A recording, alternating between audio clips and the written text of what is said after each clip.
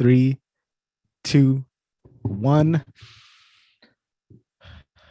Let's go. What's up, everybody? Welcome to the Artists of Data Science Happy Hour. It is Friday, January 14th, 2022, the second Friday of the year, man. We're going to be here for another 50 more Fridays after this. So hopefully you guys stick around for that. At some point this year, we're going to hit, probably at some point in the middle of the year, it's going to be 100 happy hours. That's kind of wild to think about, man. So thank you all for being here. A couple of announcements. Hopefully you get a chance to tune into the episode that was released today with the one and only data whisperer, Scott Taylor, his second time on the podcast. It was a great conversation. We talked about him, where he grew up, and you know, like his origin story is a great conversation. So do tune into that.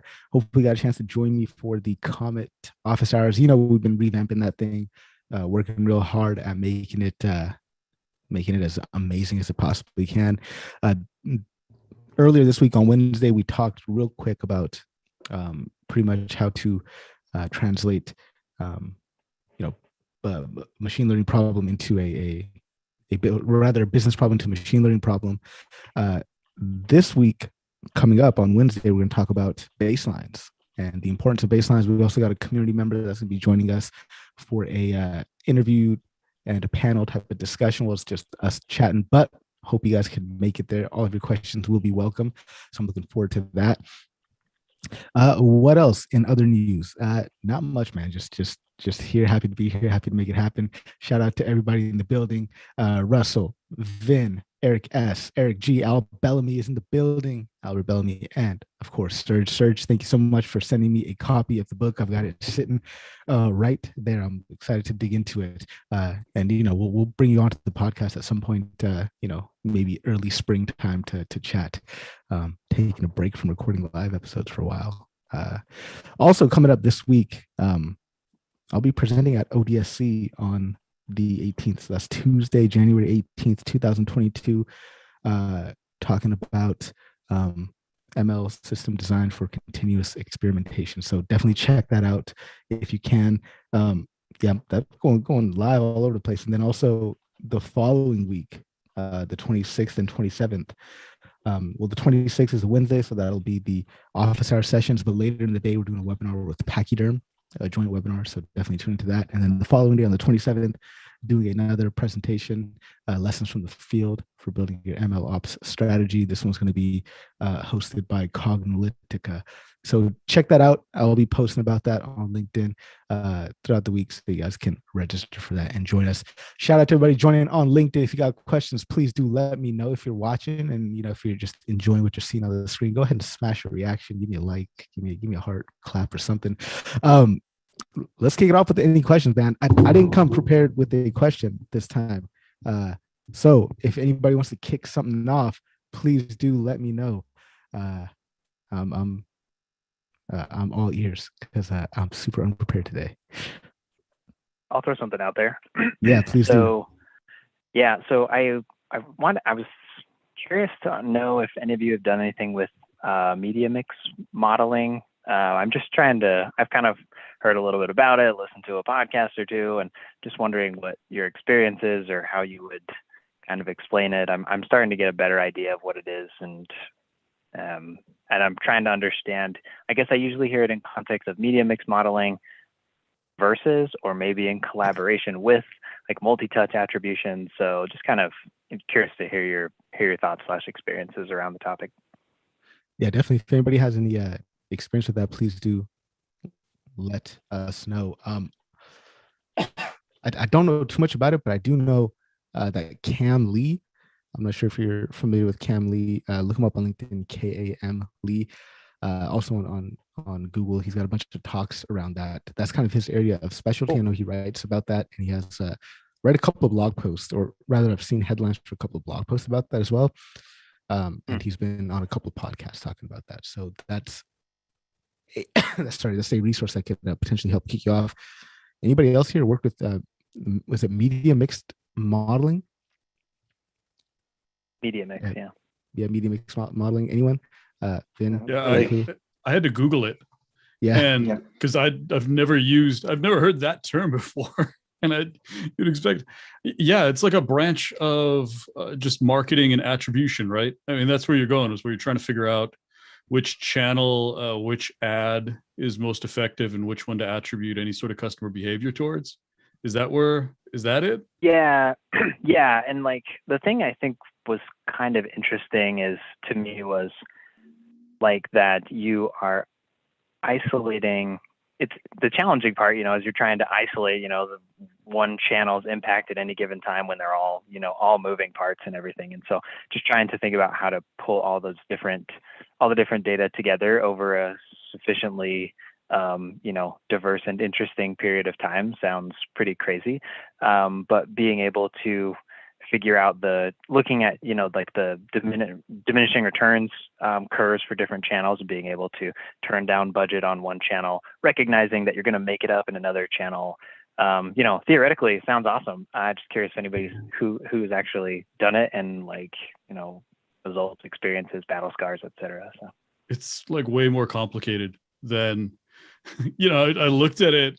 Like I said, I just did a quick Google search on it. And I was like, oh yeah, it doesn't work. It's the chain of decisions that a customer goes through and the whole behavioral process that they go through. It's like, it's never the same twice. And so unless they're starting from exactly the same point and they're from exactly the same segment, and there's just so much more to it, that trying to build something like that one dimensional and that granular typically doesn't work. It's a much, much bigger model in the end if you want to do something like that accurately. Because when you start doing the mix analysis, what you end up with is a whole lot of trial and error, and you end up going down the A/B testing route. And that will lead you to actually starting to do the data science that'll help you understand your customer better. And you wander straight into behavioral modeling at that point. But yeah, I think I know where you're coming from. But if you want, it really is interesting, but it starts you down a road that you'll end up a year from now kind of going, why did I ever start there? And I'm not saying that, ridiculing. I'm just saying, like, maybe that was me 7 years ago or something like that, when we called it something different. But yeah, it's a way, way more complicated problem, but it's really interesting. And if you can start working down this way and build an experimental framework and like an A/B testing framework, you can find some really interesting stuff out. Cool. Serge, you're about to drop some knowledge as well. Not really about this field. I don't know a lot about how to apply in marketing. I mean, the most I've done for marketing is a long time ago, A/B testing things. A lot less driven by machine learning, fortunately. The space of digital analytics is one I'm acquainted of, but not to that, not applying those techniques. Shout out to both Mark and Mikiko in the building. Good to see y'all as usual. Always a pleasure. Mikiko, please lace us with some of that knowledge. Yeah, so this was work that I was like very intimately involved in leading and planning when I was when I was working as like a sales data scientist and like finance analyst for WalkMe. And this was something that so there's a couple companies out there. Okay, so sales like analytics and marketing analytics is like really intimately like tied together. Like there's this huge connection, especially when you start getting into like planning for like budgeting, planning for like resource allocation. So a question for us was like, and this is like a big one, was given that we were an enterprise product, but we were servicing both like SMB and enterprise, not so much consumer. How much money should we basically be giving marketing? How much money should we be giving our like inbound, like sales, like account executives or whatever? And how much money should we be giving our BDRs? And one thing that I think was really kind of tricky, and like everything Vin said is correct, which means that nothing has changed. Nothing has changed, except for the tooling and some amount of like sophistication from, sales analysts who are a lot more like data driven nowadays, right? Is that like, first off, depending on the product, there's like a huge difference in like lifetime value and cycle. So essentially like to go for, and this was like true essentially like by geo. So for example, like for whatever reason, like our North America sales just came in a lot. They came in and they churned out a lot faster than like, let's say like a different region. And this was true also in different company sizes. Like typically like in big enterprise companies, like deals take a lot longer, but that's also where you might want like a BDR. BDR is a business development rep. So they go out and do what's called the whale hunting. So they go out and go get whales. Typically like guys who handle the inbound leads, they're typically sort of more junior. And it's one of these things where like, there's also different quality of leads. So essentially what ends up happening is that like, you have to do a couple things. Like one, you have to kind of understand like what is like the marketing to sales life cycle. You have to understand what is every single touch point that someone could potentially come through. Secondly, you need to understand like, are there distinct differences and attributes associated to like certain segments? Because that will massively impact. So like a big realization that like, at that time I was working with like the VP of revenue operations that he really struggled to get across to our finance teams was that, so they were doing this very traditional approach of modeling like every single opportunity that came in as like, it all has the same attributes, which of course, this is where data science, machine learning can help, right? Is figuring out some of these things. But that was just not true. So if you give, for example, marketing, so basically it's like, if we want to produce $10 million in revenue at the end of the year, you don't need $10 million of investment. You need, depending on your ratio, anywhere from like 20 to $100 million in like marketing investment. But the fun part is that each of those age out differently. And it's one of these things where like, you're not going to get all your leads coming in like in the beginning of the year, you get them rolling. And more importantly, like some types of deals come in at like different types of the year. So what that ends up looking like from a modeling perspective is like, if you're doing this in Excel and Google Sheets, and I built like a bunch of these models, God bless you, because it took us like 6 Google Docs linked all together because we maxed out on the data on each one. And this was way before like I got into engineering, right? And it's one of these things where like, then you also have to like apply in the key stakeholder, like, you know, what do they think is going to happen? So short answer is try not doing that in Excel. Use Excel or Google Sheets as like the illustrative tool to kind of like get people on board. As much as possible, try to like get that into like scripts and all that. But more importantly, like you kind of want to have the conversation of like, how is this going to be used, right? So for example, if they look at it and they go like, okay, well, historically we've grown like $10 million in revenue like every year, and we need $5 million in revenue every year. That actually might not be the case, right? Like they might need something else. I could go on and on about this, but it's less of a technical exercise, and it becomes more of a like, how well do they understand their business and like a key stakeholder management? Because that analysis came at a point where they're like, well, marketing's very expensive. The industry is getting very saturated. Therefore, we should churn down the investment. But we had also made we had made ARR like targets to our investors. And so it was one of these things where like, yeah, we can ramp up our like outbound or inbound sales guys. They're very expensive. And guess what? They have a quota ramping period, which means that we actually cannot be turning down our like marketing revenue. And because of the life cycle of that product, if you turn down the marketing revenue in the beginning of the year, you could literally go 10 million ARR below what you promised, and it would be too late to realize it.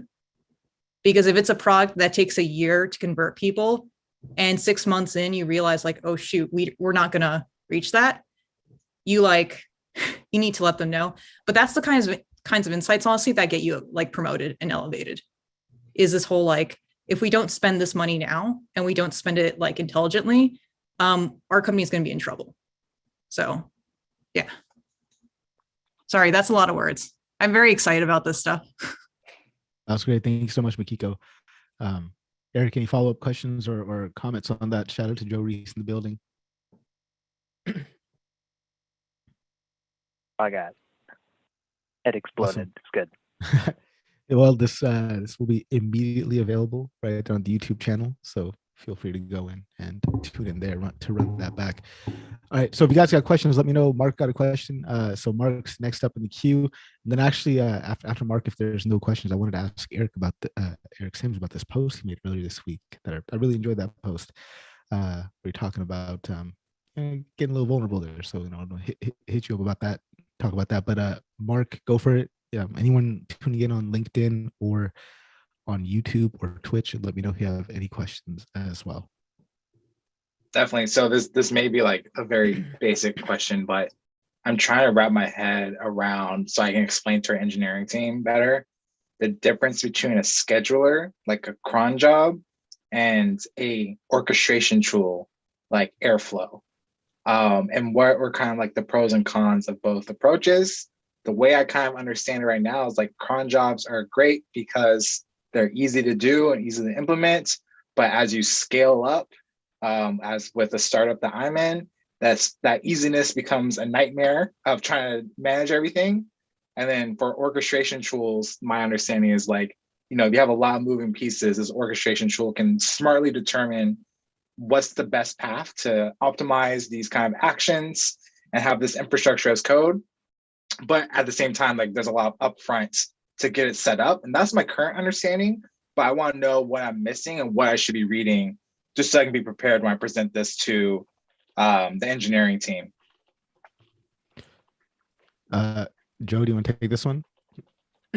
Sure. I mean, schedulers are great when you need to do exactly what it describes, right? Which is scheduling things. So scheduling is very time bound. I think Makiko actually put in the chat, cron jobs say when to run, orchestrations say what and when. I agree with this. It's in the Zoom, by the way, if you're on LinkedIn. But so schedulers are good if you have things that need to be on a schedule, right? Obviously, so it's a time-bound thing. At say midnight, this job's going to kick off. That's great. So the challenges with schedulers is you start one at midnight, and then you have another that starts at 1 a.m. Right? What happens when that one at midnight starts going into into 1:15, but the job starts at 1 kind of depends on the job at midnight being done. That's where the kind of the challenge of scheduling come in. And I've seen this where jobs start out taking an hour. Hey, they grow. Things suddenly start taking 6 hours, 8 hours. Now you're having to do this whack-a-mole thing with scheduling, your jobs and stuff, and it just ends up being a gigantic headache. And you can't really get ahead of it if you're successful. Whereas orchestration, really, you can obviously set things on a timer, but you can also set things, there's dependencies. So when this task finishes, this job, that triggers this other job to start, right? And it's only when, one dependency is finished, the other one starts. And so you avoid this kind of overlapping time domains and jobs. So, because in a lot of cases, if your job is producing data that another task or job depends upon, and that data is not done, and this other job starts, you can kind of see the problem with that, right? Happens all the time. So yeah, hopefully that answers it. No, that definitely does, and that kind of aligns with kind of what I was thinking. I guess also I'm just trying to understand what's industry best practice, which there may be, because may not be, because every situation is different. But I guess an organization running all on cron jobs, is that normal, or is that just technical debt that Vince Face maybe says technical debt? But yeah, I mean it's normal, and it's also technical debt, but I would say technical debt's also normal. So this depends on how much interest you want to pay on your debt. I use cron jobs all the time, to be frank. I think it's great because if you don't have systems that depend on each other, then it's fine. It's only when you have systems that depend on each other is where you're gonna start running into problems. So yeah, I'm definitely starting to kind of it's not necessarily a problem now, but I see it on the horizon, and I'm trying to get ahead of it. And so I guess when you've seen orgs working with these cron jobs and maybe just transitioning to an orchestration tool, what are the typical pain points beyond just kind of things aren't aligning correctly that motivates them to be all right, we need to actually invest in infrastructure for this? It's so hard to say. I figured. Yeah, it totally depends. But I'd say stand up something like Airflow or Dagster or Prefect and just kind of, start small and go from there. But your challenges and the roadblocks will become apparent very soon as you do this. So, but your mileage may vary. But certain things are like, obviously package dependencies are a big one, right? And then, but it could be any number of things, frankly. So.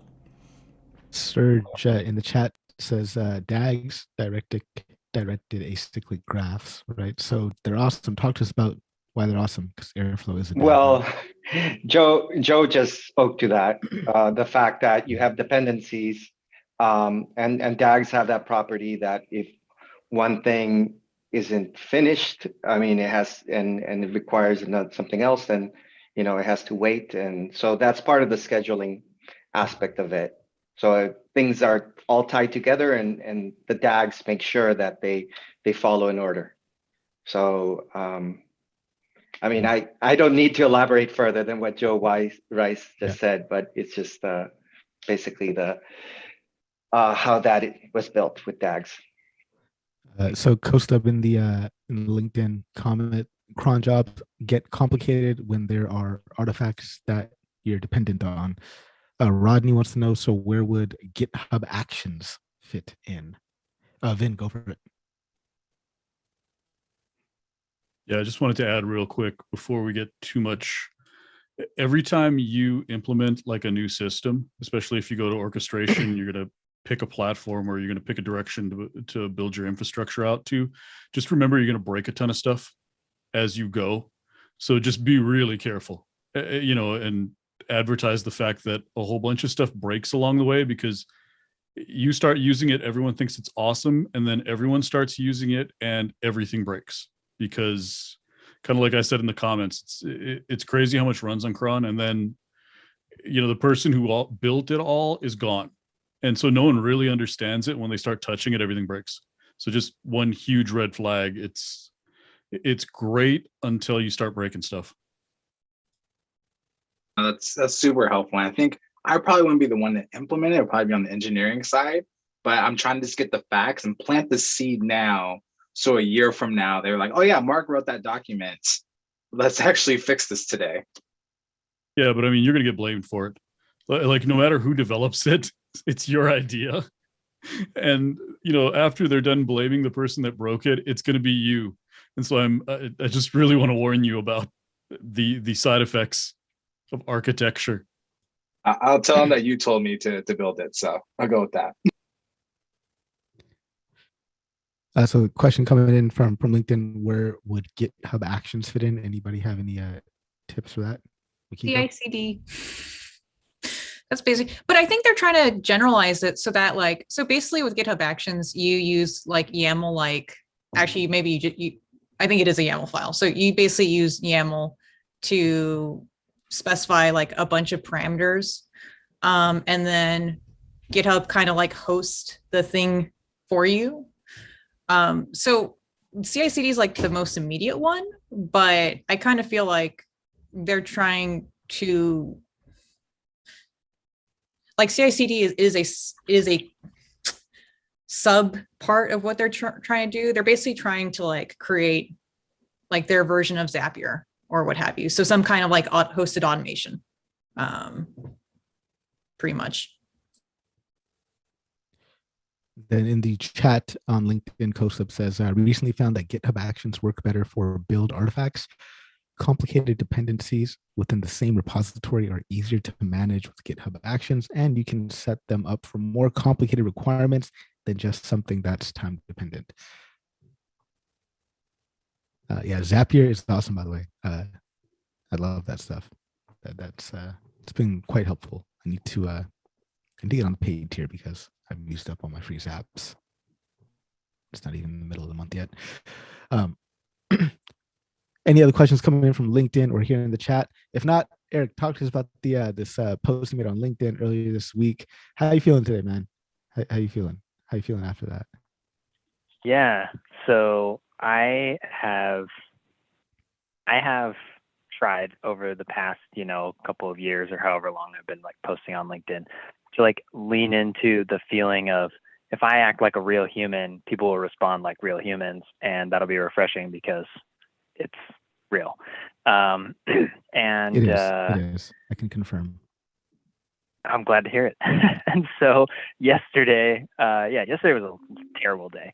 And I kind of got to the end of the day and I was sitting there feeling crappy. And I thought, I might as well I'll write about this now and I'll write what I'm feeling, because I know it's, helpful to like talk through or get out of what's in my head so that I don't, to use Mark Freeman's word, catastrophize it. And so I started writing things down. It was helpful because it gave me a little bit of perspective of like, well, that's not actually what I was thinking, and rewriting, and getting that out there. And then I thought it would be nice to share it now, while I'm feeling what I'm feeling. Hopefully after having, written something and read it over, to make sure that I'm actually saying what I'm feeling instead of just like throwing out feelings that end up not being very coherent.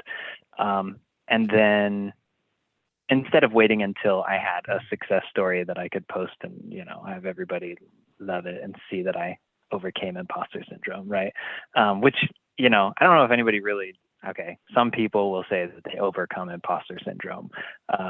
But I think that to a small extent, pretty much everybody experiences it at some point, and probably repeatedly, judging by a lot of the comments and things that I've gotten. And it's been really interesting, really cool to see what other people have to say, and a lot of good ice cream flavor recommendations if anybody's interested in that as well. I don't know, is there anything in particular that you wanted to call out or talk about?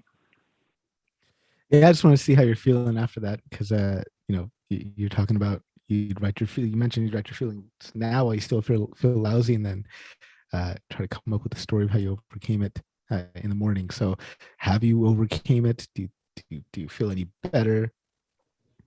Yeah, so I spent the day working on one of the things that I screwed up, or on my missed deadline for my analysis, and it ended up taking forever because quick data pull turns into crap. This data isn't even in this database, so now I got to join these two databases and bring them. The story. But got it done by the end of the day, and so it's. I think I'm feeling better, but I can't wait I'm glad it's the weekend. I'll take that too. Yeah, definitely. Great. I mean, I've been, speaking of that imposter syndrome thing, just like even just trying to learn something new, and like it's like, oh man, I feel like this is something I should already know, but I don't know it, and I'm learning it, and I'm like, okay, this is tougher than I thought it would be, right? It definitely is a disheartening feeling, but then it's also fun at the same time. Like all this week, I've just had a consistent I won't say headache, but there's just felt like there's like a knot in my brain from like I've just been studying data structures and algorithms, because why not? Got to do it, right? I should know this stuff. By the way, I recommend this quick read, Corey Althoff, self-taught computer scientist. Good overview of topics just to get vocabulary, just to have the vocabulary, because I think that's super important when you're learning something, is just to know the names of things so you can go dig deeper. Eric, thank you so much for sharing that. Mark mentioned fish food ice cream. I don't know what that is. What flavor is that? Imagine they took every single sweet chocolatey thing and just threw into a Ben and Jerry's tub of ice cream, and it's amazing. Nice. Definitely have to try that. Fish, the band though, not like the aquatic creature. Oh, wait, is that what it's named after? Yeah, Fish the band. I never realized that, but it makes complete sense. Yeah, Fish, and they also have like Cherry Garcia from the Grateful Dead. Yeah, there's a bunch of other like Deadhead flavors, but yeah, they're it's Ben and Jerry's, it's hippie ice cream, right? So yeah, 100%. And they have chocolate fishes in there. It's good stuff. It's good after you have other things to just warm up. So yeah. All right. Any questions coming in from anyone here? There's one coming in from CoStub on LinkedIn, actually. I don't know why he's not here. He said, I've seen GitHub Actions used to promote model experimentation, especially with DVC and CML. Have you guys tried it? No, I tried Comet ML. So instead of trying those things, you should try Comet ML. It is a great solution, CoStub. Definitely check it out. I've got some tutorials up that you can peek at. Questions, comments, or anything of that nature, let me know. Shameless plug. And as hey, look, man, do what I gotta do to pay the bills. But no, it's a great product. I feel like we're solving a lot of problems. And I'm very proud of the work that we're putting in at the team. And yeah, I'm excited to be doing all these presentations over the next couple of weeks. Talking about imposter syndrome, man, going out there and doing presentations at these huge conferences when I'm like, I don't, I have to convince myself that I think I know what I'm talking about. It's tough, man. It's really, really difficult, like being on these huge, I won't say huge stages, but just wide audiences. And I don't know, it's imposter syndrome will creep in for sure, very often. All right, let's keep moving, man. Questions, comments, anything, Serge? What's going on, man? Any questions? Any or comments? questions? Yeah. Not really. I mean, I came unprepared too. Yeah. Yeah, I was hoping, I just like coming to these things, hearing what everybody has to say, but I don't often have too much to say. I mean, it's been a slow week. It's my first week back to work from after vacation, so Yeah. I'm still not completely in the work zone. I should be. Yeah. Makiko, how you doing? I'm doing better, but it was nice seeing Eric's post because I'm like, it was a little bit of a rough week. It's been rough last month or two. So a lot of changes in my work area and trying new things. Some of those new things haven't worked out. So, but I think this community's cool.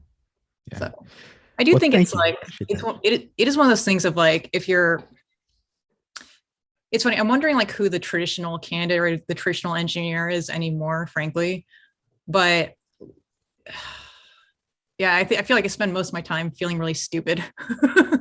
Yeah. And every time I read more books, I feel more stupid. So yeah, the more I get exposed to, the more I'm like, shit. It's just like, there's this quote, Marcelo Glacier has this book called The Island of Knowledge. And he says, the bigger that his island of knowledge gets, so do the shores of his ignorance. So I thought that was just like a powerful quote. Like, you got like this island of knowledge, and even though the island gets bigger, at the same time, what you don't know starts getting bigger and bigger as well. Powerful. Just don't read anything. Yeah, just don't read. And don't.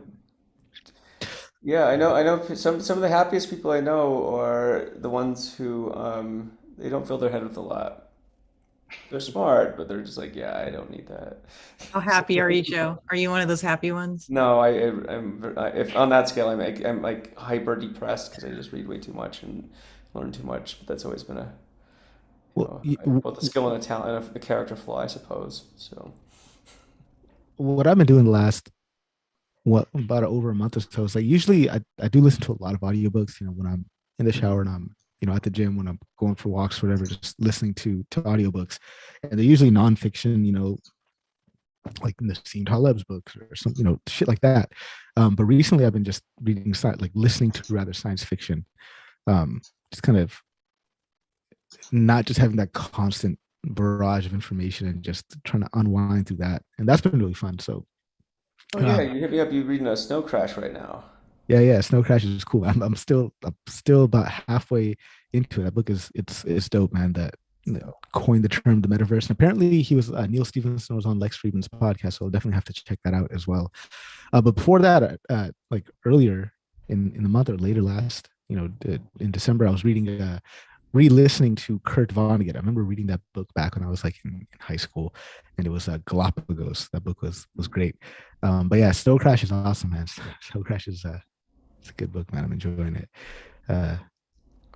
What I liked about that book too is it sort of tells you, when you it's funny reading science fiction, especially kind of short-term science fiction. Like something that's about to happen on the near horizon. So Cyberpunk is a really good example. So like Neuromancer does this, Snow Crash does this, and a lot of other books from the era do it, where it's like everyone's using tapes, like cassette tapes, videotapes, but it's some sort of a tape thing, and you're just like that. You got some of it right, but it's like the medium. You always try and think later, like, well, nobody who will always use tape, obviously, and then of course you're not. So that's kind of interesting. Snow Crash came out like in 2000, 92. right? 92, really? Oh snap! Yeah, I bought it first copy when it came out. Wow. Yeah. And the other book you're saying is called Neuromancer. Neuromancer. It's by William Gibson. I think it came out in 1987. Yeah, definitely check that one out as well. That's where cyberspace came from. That's the book where cyberspace was coined.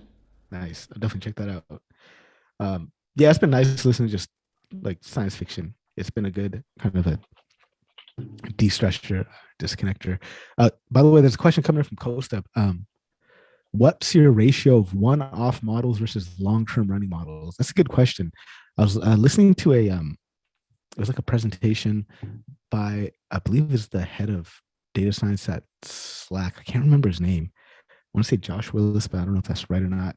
And his argument, I thought it was a really good argument, was that if you're building one-off models for something, then the problem you're working on wasn't even that important to begin with. That when you're building machine learning models, you should be constantly deploying, constantly doing releases and builds and things like that. So I'd love to hear what other folks think about that. Let's go to Vin and then Serge. What's the ratio of one-off models versus long-term running models? I mean, I get why you do one-off models, because that's where, I mean, it's almost like where you start. If the business is at zero, it's yeah. Makiko say, yeah. I'm not sure who said it first. That was kind of like a jinx moment, possibly through text and me saying it. But yeah, everything starts off, especially at low maturity companies, everything's a one-off because there's no place to put it. And so if you don't have a production environment that's stable and you don't have a release process that's repeatable, yeah, everything's a one-off. So I kind of get that. There's a necessity piece of it, but the faster you can get away from that, the better. Because every time you do a one-off, it's going to end up being way more work in the long term, because, for every 5 one-off models that just kind of go someplace and die, one of them doesn't, and it gets deployed in the hankiest and worst fashion, and then you're on the hook for supporting it and eventually replacing it. It's one-offs are horrible. So, I mean, if you can get to 100% long runs, that's way, way better. Your sanity will increase significantly, but there's so much maturity that has to happen first, that like I get from a practical standpoint, that what I'm saying and what's possible are sometimes two different things. And if you're just not there, I mean, you're stuck with it. Just realize it's painful. The more time it takes you to get from one-offs to everything is fairly good practice. I'm not going to say best practice, but at least fairly good practices and a standard release process. It hurts and it takes way more time than it should. And it's a great follow-up question, because I'm thinking the same thing with Costa as Eric here. An example of one-off model. So Costa, if you can clarify that a little bit, by one-off model, what do you mean? One-off versus long-term running models. My understanding was one-off model is okay, like I'm gonna build a model and I'm gonna get some predictions or solutions, whatever, and then pump that out and just be done with it? Or does that mean just build one model and then not even account for drift or anything like that, and just let the model degrade and just have that thing serve predictions? Let's go to Mark. I see your hand up. So Mark, actually, sorry, I said Serge first. Let's go to Serge, then Mark. Serge, go for it.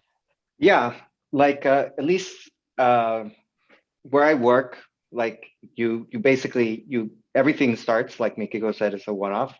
You have a proof of concept and you test it against historical data, but it doesn't stop there. You still have to deploy it to test it live. And in agriculture, you're talking about, it's seasonal and everything is a year, right? So you pretty much still have to validate it for a year before it becomes a cyclical thing. So, and by cyclical, I mean, then, have to train something for the next year, and then you have to do continuous training throughout the season if you want in-season predictions. And so, yeah, it is a very long cycle. So, and in a different industry, it might not have that same pattern. And so it's odd in that sense. But I do think that most companies, have some kind of process where they build a model once. They still have to prove it before they put in the effort of actually making it, turning it into something that's continuous integration, continuous training, checking model drift, and all that. Eventually, I mean, hopefully that's something that is taken care of by a system, and there are already systems that do that take care of observability and so forth. And it really depends what the needs are of the company to make that effort. But I think it's certainly kind of a drag, as Vin said, having that like two kind of approaches and then reconciling between each. So Yeah. that's So just want to reference just the talk I was talking about. I'll drop a link for the talk here, but just quoting the head of data science at Slack. He's saying at Slack we try to publish a new search ranking model once a day. Roughly speaking, that's our goal. We are iterating just as fast as we can, trying new features, trying new algorithms, trying new parameters. We're always trying to bring new models into production just as fast as humanly possible. In fact, as a design goal, building an assembly line for building models. Building as many models as you can has all kinds of dividends and advantages. And then he says, don't ever do one model in production. Do thousands of models or 0 models. If you're working on a problem, you need to deploy into production, but you're never actually going to rebuild the model. That's a strong signal that this problem is not actually worth your time. I thought that was super, super powerful. Well, if I may say something about that, yeah, like Slack, obviously I can understand why it's something that constantly, because it's after all, not social media, but kind of in that sense that it's always on, and it doesn't necessarily follow like a yearly approach like it is where I work. But I do agree with making many models. And I do find it like kind of counterproductive where I make a model for one country, for one crop, if I can do the same thing in assembly for a bunch of different countries and validate it all at once, especially if I'm waiting a year, So might as well have results for everything rather than do it once. So I do follow that assembly approach where I work in that sense. Unfortunately, as far as like the timing goes, it's still like a year-long wait to actually see conclusive results. Mm-hmm. So Kostab is in the building now. Kostab, go ahead and clarify your question there, then we'll go to Mark and then Mikiko. What I was kind of trying to ascertain is like, so in my world, which is more the like robotics, computer vision world, a lot of the problems are more at a consumer level. So you've got consumers trying to identify things through their iPad camera, out in the field, versus a lot of the time in conversation with other data scientists, I find that it's more about answering questions to business leadership. So the models are in use by business leadership, or they're kind of the end user. It's kind of an internal end user as opposed to an external end user. So I was just trying to get a feel for, is there a difference? Do you guys perceive a difference in terms of the, managing model uptime, managing, the quality of the end product, the usability of the end product? I don't have much of an experience in how you guys glue that gap. For us, we've got to have a really tight front end. We've got to have a really tight, user interface. Or within the robotics world, we've got to have a really tight interface with the rest of the robot and the rest of the robotic system, right? How does that reflect from like a business data science perspective? It sounds like there's less of a impact on the lifespan of the model. There's still a preference to go for long living models that continuously run on data coming in. But how do you guys glue that together? Like, is that different to a product or is that the same? Mark, go for it. Yeah, so I can't really speak on like having models in production continuously because I'm at a startup getting its data wings going. But I will say something that this reminded me of in the programmer is one of my favorite chapter sections was the difference between prototypes and tracer bullets, where prototypes are essentially like you build it, you show like, hey, this is something we can do. This is awesome. But your goal is to not use it in production, just like scrap it, right? As for tracer bullets, you're trying to go something end to end as quickly as possible. and then iterate consistently across it. So like the Slack kind of thing going on. And so that's what this conversation kind of reminded me of. And many times I feel like data scientists fall into the trap of, well, I did this quick thing. I have so much on my plate. This worked just great. So I'm just going to throw this in and we'll update it later. And then I'm in the situation I've been described where it breaks and I'm on the hook for it. And so I think it's really just dependent on kind of like your use case. Like once you described it more, I was like, wow, that seems like a completely different set of criteria that I haven't even considered for robotics. And then to provide kind of like a real world example of like this happening, especially on the startup side, like we're trying to create new products to have that product market fit. And so for me, we'll have hackathons on our data science team and be like, hey, here's a potential product direction you want to go. And I'll create like hacky prototypes with the goal of doing something in 2 days. And the goal isn't necessarily to build something to put in production. The goal is to build something that'll get the product team excited and the company excited for a potential direction. And then once it gets picked up, it's like, we want to prioritize that. Then I do the full kind of end-to-end integration. Mark, I'm curious, what is that you have that's like automatically zooming in and zooming out on your camera? I need that. That's awesome. It's the Insta 360. Right. It's like it has a webcam feature, but it's like a GoPro. But the only challenge is if I use my hands a lot, it'll like follow my hands. So I'm still learning how to use it properly. I might turn it off.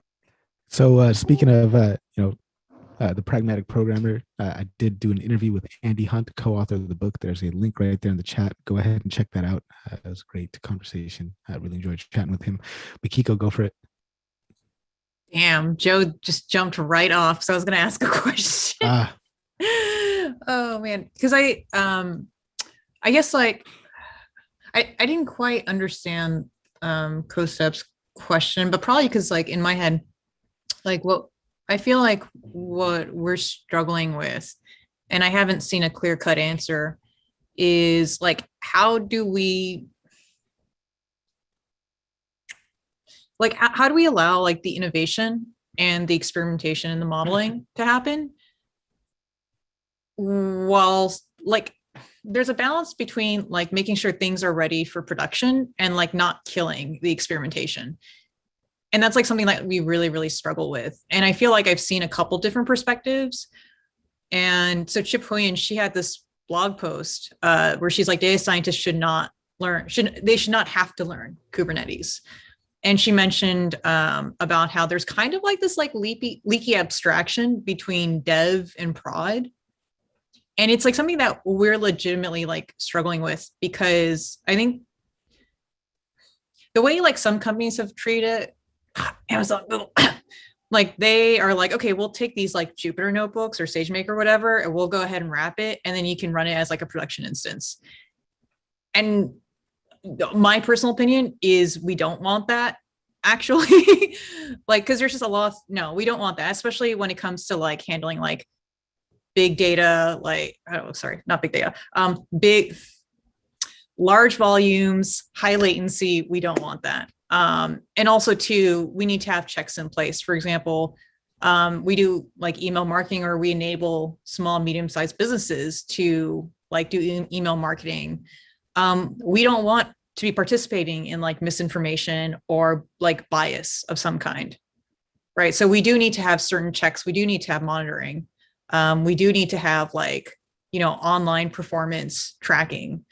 And it's like something that like we've personally struggled with. We've had to kind of just draw a line, understanding that it's a line that might not work for every company. But I am like really kind of curious as to like how people have managed that like dev to prod, like that bridging. I feel like that's the golden question, frankly, in, I don't want to say in ML ops, but in literally like productionalizing ML. So how do you bridge that? Honestly, because the way I look at it is I'm like, technically every model is like a one-off model until it gets into like the CI/CD, until it gets, you know, until it gets orchestrated and all that, everything is a one-off model. But still, like how I'm kind of curious how people have managed that transition, or like if they have opinions about that. So yeah. It's actually so the talk I'm doing at ODSC on Tuesday, it's centered around that theme, ML system design for continuous experimentation. And we're talking about there's an artificial split between development and production environments. And we're looking at case studies from Tesla, some dating app, and Slack as well. So definitely, I don't want to spoil it. Just come and listen. It'll be short, half an hour. But Vin, go for it. Yeah, this is when you said that's the golden question. It's like, yeah, you nailed it. That is 100% what a lot of companies are trying to figure out.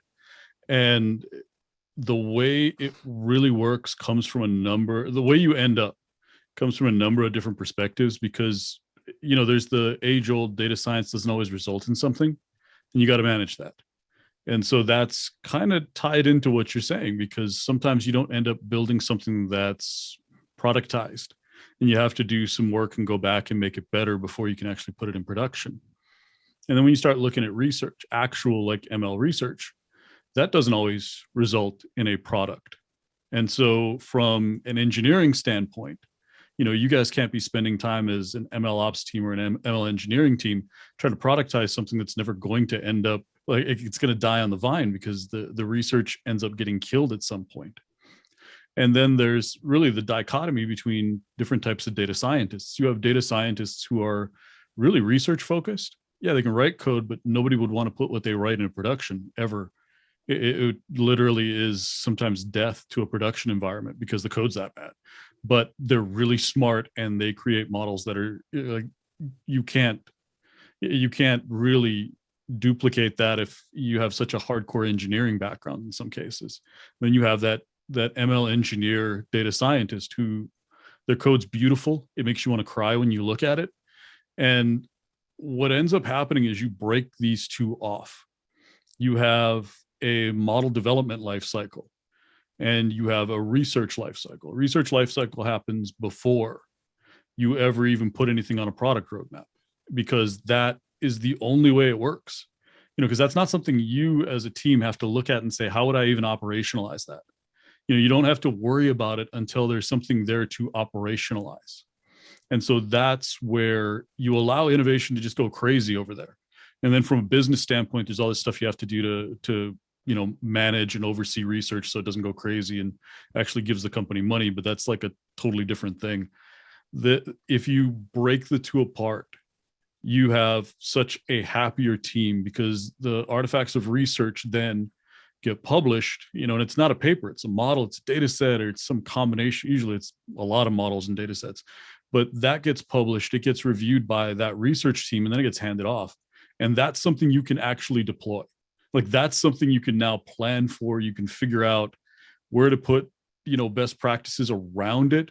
And you don't stop innovation from happening, because that happens in a totally different life cycle that you don't care about. And it's only once the publication happens that you look at the artifacts and you say, okay, now I've got to care about this. Now there's products that we're going to be building around this. Now there's revenue booked against, it's just all of that business stuff shows up. And that's how you keep best practices kind of segmented on the other side of the fence, so the business doesn't go out of business and you don't end up doing all the worst things possible. But at the same time, you still get that cool, innovative, leading edge type work. And you can still do all the regulatory compliance pieces. And really one of the biggest parts of regulatory happens at the experimental, at that research phase. Because you have to, you don't realize, well, most people don't realize that most research has to go through an approval process. Like, you can't even do the experiment until somebody on a board signs off and you get an ethical review of this, and that you're not going to mess with somebody's head. And so much of the marketing experimentation that gets done, you can't do that without approval. You can't do that without reviews. And so when you talk about the regulatory and keeping the world safe, from AI, half of that's experimental review, research review process. And you don't, in your side of the world, you shouldn't have to worry about that. You shouldn't get a model that's finished and ready for production, and you've been monitoring it for a while, and you go, you know what? I think this is really going to do some horrible things to people. You shouldn't, and the ML ops team should not be the one responsible for that. It's not okay. And that's really in business is what happens when you don't separate these things out, is now your AI ethics team is responsible for like stuff they can't be responsible for. They have no way of doing it. And so that's really the 5.5 minute answer of how you manage innovation without killing it.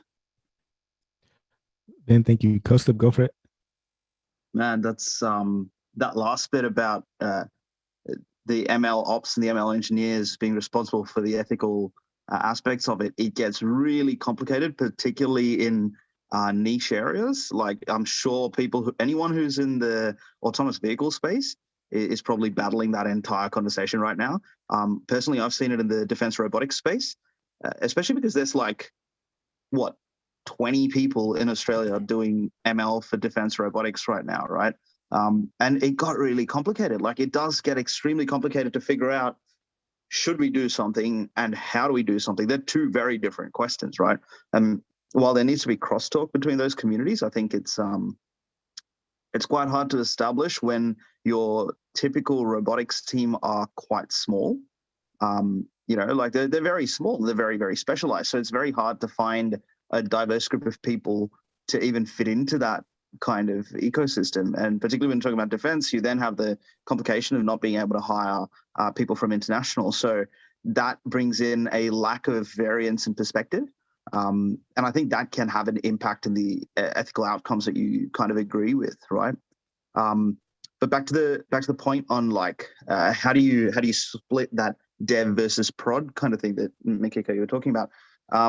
What I've kind of seen is it kind of goes through a bit of a natural cycle, and you have to let it go through a natural cycle of initially it's just data scientists just experimenting with something, and then you start like a pilot process, which is frankly where like a prototype turns into a tracer bullet. Like we hope that we designed this tracer bullet correctly, but 9 times out of 10, let's be honest, it's a prototype that is in way too deep, right? Like just way too deep. It was never designed for it. The code wasn't designed to handle the kinds of scale that your typical infra team would even enjoy, because they're sitting there going, why are you rebuilding this massive container every time you change one line of code? Like there's no, container optimization, there's no, CI/CD built into it a lot of the time.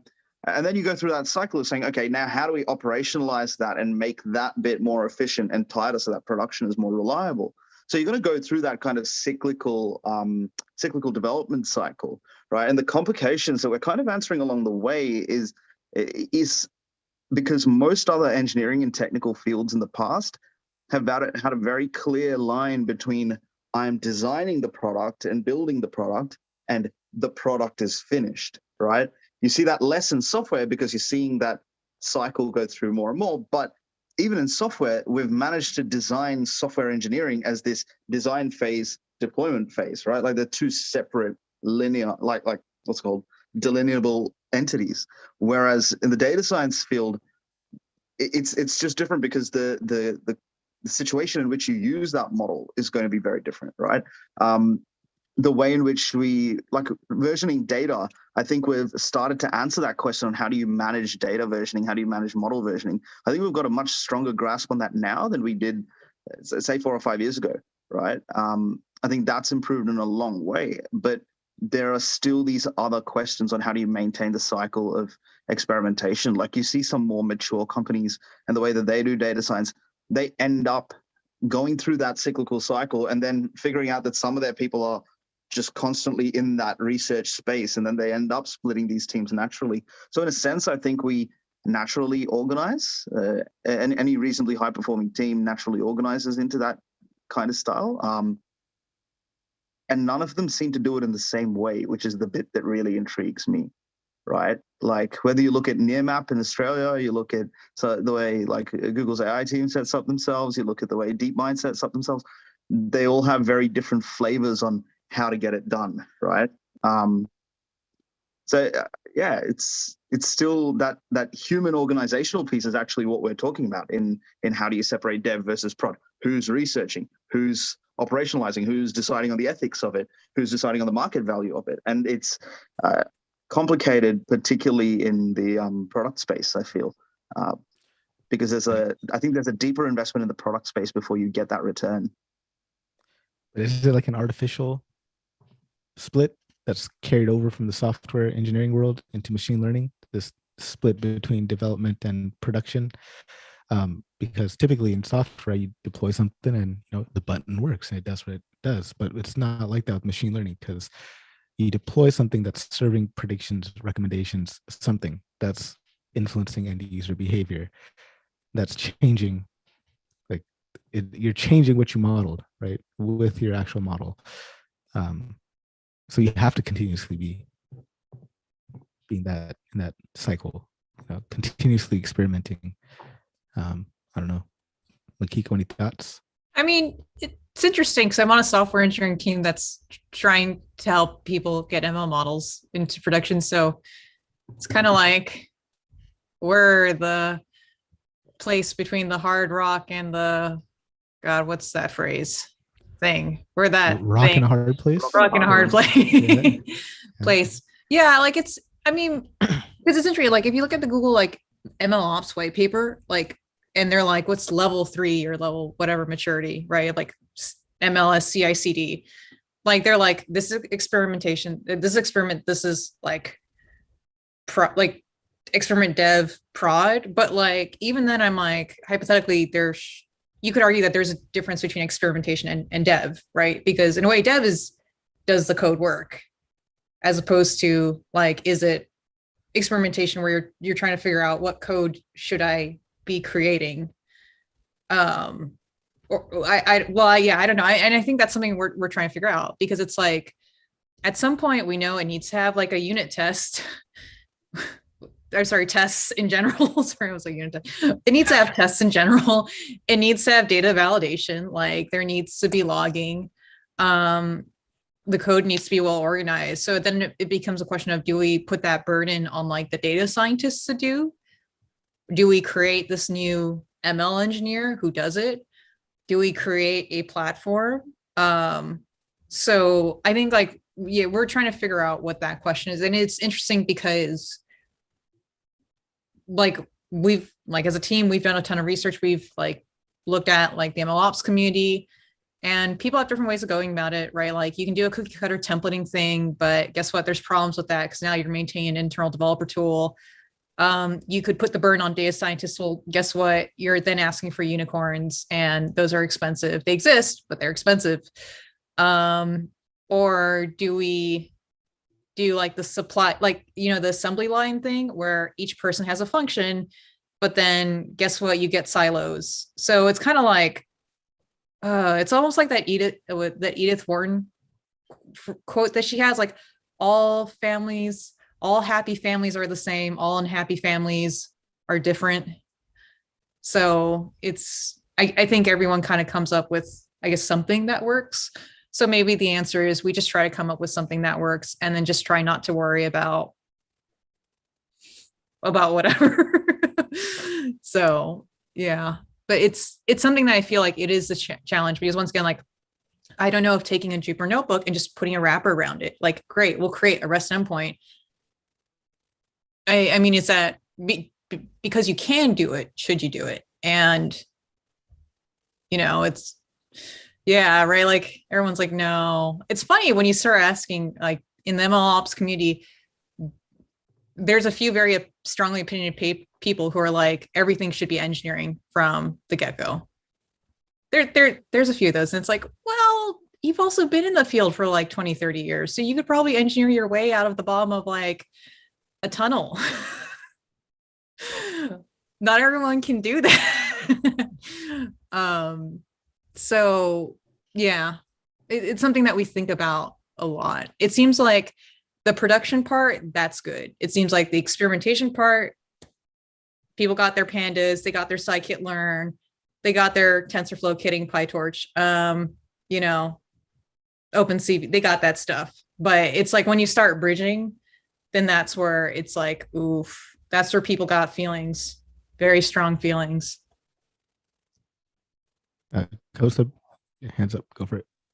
Yeah, I guess so in my recent experience, like it's been more about productionizing to robotics, and then in the last 6 months, more about productionizing the cloud endpoints, right?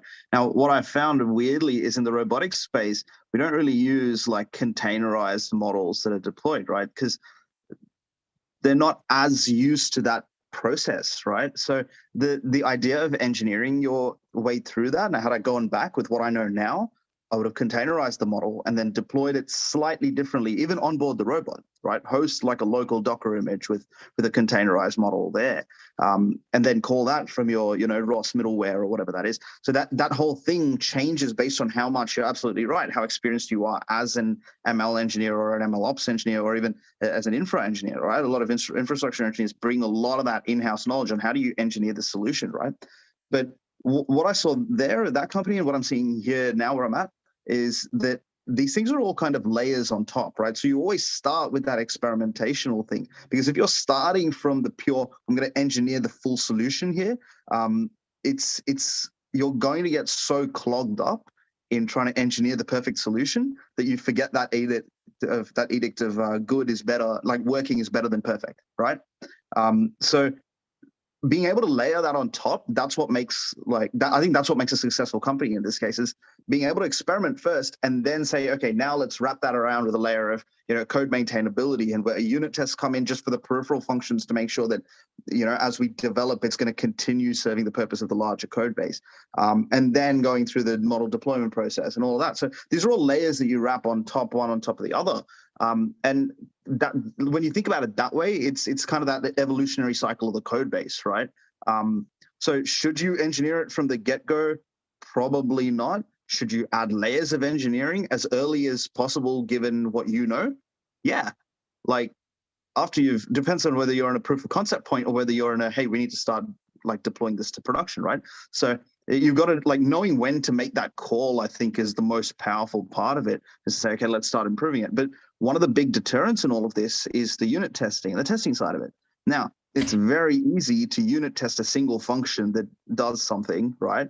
But then at what point do you say, okay, we've got to keep strong, like, cyclic testing with the data in prod? Like, for example, if I'm designing something for a robotics field, how do you even get the labeled data for that, right? Like, just to do that at scale is such a mammoth task that if you get caught up in trying to do that, you're never going to have the proof of concept robot in the first place. You're never going to have the, running, working prototype in the first place. So you have to kind of wrap that around as you go. Each pass that you make improves them, right?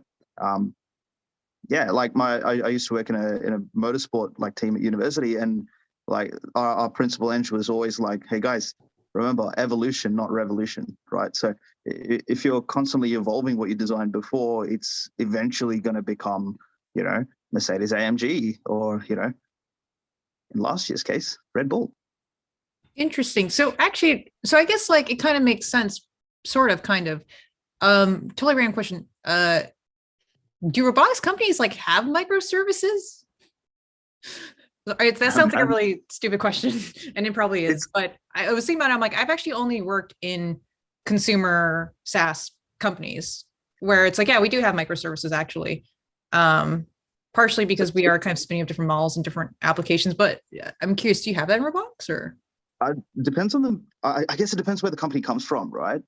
Like, so now if you look at, say, well, anything that Google's doing in robotics, I can almost guarantee that they've got some element of microservices in there. They've got served code through containerized, things like that. So, but whereas like a lot of robotics shops comes from a pure robotics background, where most of them aren't actually trained software engineers, but they're designed towards embedded programming. They're designed towards robotic design, which is a very different style of programming. And you're thinking mostly of, it's very similar to using pub subsystems all the time, right? So they're very keen on embedding the model. Like this, I've made this mistake before, and I don't think it's a mistake. I think it's like almost a development step where I'd embed the model directly into my node on that. Like, it's kind of like a cloud function, right? But it runs on the robot. So I embed the model straight into the code. So for me, deploying the model was updating the PTH file, right? Updating the saved model weights, and then just reinitializing the node. So that's why for me, it was like, slightly different. So then when I started working with more cloud-based systems and more deployment-based systems, it turned into this thing where I'm like, you know what? If I containerize that as a Docker container, that gives me my dependency management, and all my node has to do is then just ping that one local, like instead of pinging like a endpoint that's hosted by GCP, I'd have to ping an endpoint that's in a local Docker container, right? So that's how you kind of keep it on a robot without needing to host. Well, they can't see online. I've said this a number of times on this chat, is robots don't have internet when they're underwater, for example, right? So like plain and simple, you have to come up with a slightly different solutions to it. So that microservices, that experience with microservices, this traditional software delivery processes is kind of different because they're so much more mentally closer to the hardware. And it's just this perspective shift, right? And it took me a little while to get my head out of that bit of a hole. But I think we can take a lot of these microservice deployment practices back to the robotics field and actually make a huge impact in how well it's done. And I think some of the major software companies that are exploring robotics, they have that in-house natural knowledge, right? Your startup robotics companies that are, a couple of guys like me that did robotics at university and want to build something cool, we don't have that knowledge in-house. We kind of have to pick that up as we go. So this is where I've seen that layers of information and knowledge grow on top of it. Yeah. I'm wondering for the robotics case, like you mentioned, deploying just right on the robot itself, like, is that any different than the deployed on, whatever the model is deployed on my watch that is able to pick up what exercise I'm doing, for example, rowing, right? Or the model that's on the phone. It's the same kind of concept of deployment? Well, yes and no. So yes, in the sense that you could do it that way. There are a lot of things on your phone that rely on external endpoints that you're relying on an internet connection. But yes, there are absolutely models that are stored on your phone and that run local to your phone. There are things that train on your, like federated learning models that train on your individual device itself, right? So you could absolutely apply some of those principles to the robotics field. Like I said, what we've seen is that kind of thinking comes from companies that have experience deploying on end user wearables and things like that, mobile devices, and then are transitioning into investigating into robotics. Now, I'm sure if you talk to Apple's robotics research team, they're going to do stuff like that. They're going to naturally have those skills where they can say, hey, our wearables team probably know how to deploy this because they've deployed models in the wild, right? Let's do that in the robotics. Now, if you talk to like a Oxbotica or you talk to, any of those kinds of companies, it's that knowledge has to mature, and you have to recognize that that's a problem in the first place in order for that knowledge to mature. So that recognition that, hey, actually there's an idea out there that can serve us in the robotics world. That's kind of what I'm trying to bring together with the communities around me is how does we need to talk more between the data science world, the machine learning world, and the robotics world, right? Because there's just this lack of understanding of what's possible out there to deploy, right? And I think you can bring a lot of benefit. You could probably do it in very much the same way. You will have some differences because the kinds of platforms that you're building robots on, the complication is that they're very often unique. They're very often very custom hardware. Like NVIDIA's designed their own custom hardware for running just for running their autonomous vehicles, right? Their whole Drive, Pegasus systems and all that stuff. They've had to specialize for that space. You see similar stuff with robotics. The only difference is there's this much higher upfront capital investment in robotics, right? That we haven't seen the scale of companies yet because they're not able to bring it to consumers quite yet. So those are the challenges, right? The sheer cost of it is not letting people scale enough that they say, hey, we have the bandwidth and the maturity to take on some traditional software engineers, right, who can help us build this product out. They're kind of forced into that corner where they're like, yes, but shit, we need 2 more robotics engineers that can, do specifically robotics stuff that a lot of software engineers may not have had any understanding of, right? And that space, programming for robots, is very different and very complicated. And frankly, even though I'm from that space, there's a lot that I don't know about it, right? So it's one of those things where eventually, as that, like the autonomous vehicle industry, as that industry matures, you're going to see more of that transfer of knowledge from mature industries come into it. And I think the autonomous vehicle industry is the closest to the robotics space. So there's a lot of learning to be done between those areas. Mark, go for it. I mean, kind of hard to follow up the awesome robot talk. That was really cool. I want to learn more about this. I want to kind of go back to Mikiko's question and talking about like notebooks, wrappers, and stuff like that. And it reminded me of a conversation I had, I believe, with Zach Wilson, who's over at Airbnb, but before he worked at Netflix. And it was then I was talking to him, I was just learning about microservices and like what that's all about. And what he was describing to me is that microservices make sense for Netflix because of their culture. Their culture is very deeply rooted in being like little mini startups all around. And so they have to use microservices to keep everything together because talking to other teams is extremely hard. See, there's my hands moving. So like talking to other teams is extremely difficult. So microservices like facilitate that. But if you saw like their whole system, I think there's like a YouTube video of it describing microservices. Netflix looks crazy. It's like a swarm of information moving across, right? And so for me, like seeing that, I'm just like brainstorming, making wrappers around notebooks makes sense because their culture is like move fast, we're startups, it's hard to talk to other people. It's way easier just to wrap this than to talk to another team across the hall, I guess. And so for me, like what's best practice, I guess is like similar to like what a data scientist is like, it's completely dependent on the culture. There's my hands. I need to turn this off. It's even distracting me. It's awesome because it's like that zooming in for like Yeah. I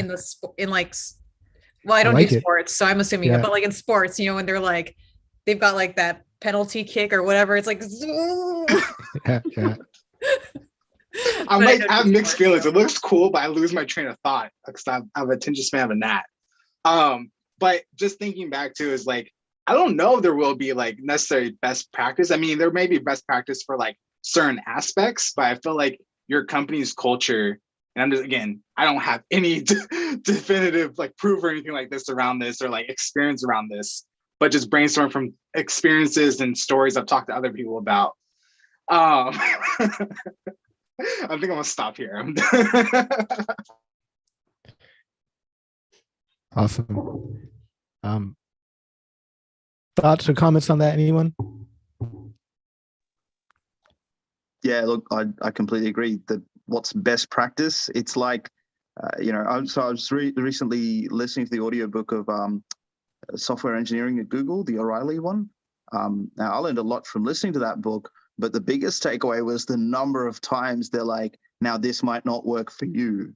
We do this because we've got, a bajillion software engineers trying to, search a single giant mono repository at the same time. So we need to optimize that. Like the entire thing was, this might not work for you.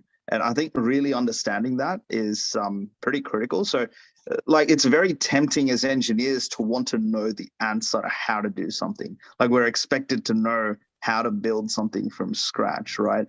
So we're expected to follow design patterns. We're expected to know this is the right solution.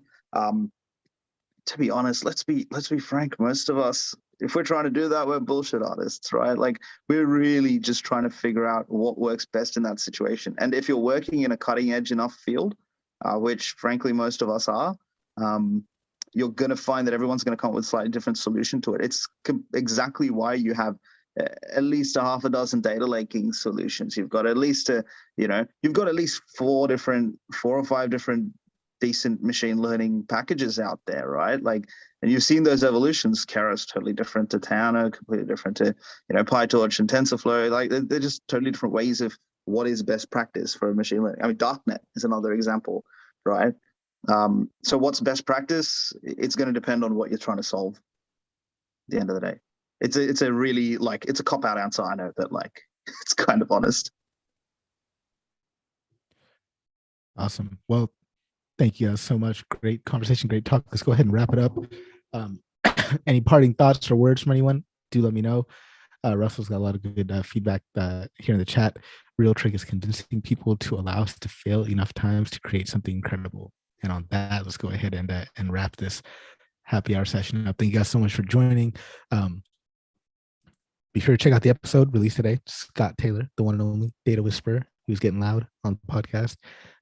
So check that out, and a few events next week. Speaking at some ODSC thing on Tuesday. Check that out if you can. Wednesday, happy hours. Yeah, no, common office hours, and then data science happy hours. Be on camera a lot this month. Shit is tiring, but at least got a nice haircut. So, guys, thank you so much for joining. Take care. Have a good rest of the weekend. Remember, you got one life on this planet. Why not try to do something big? Cheers, everyone.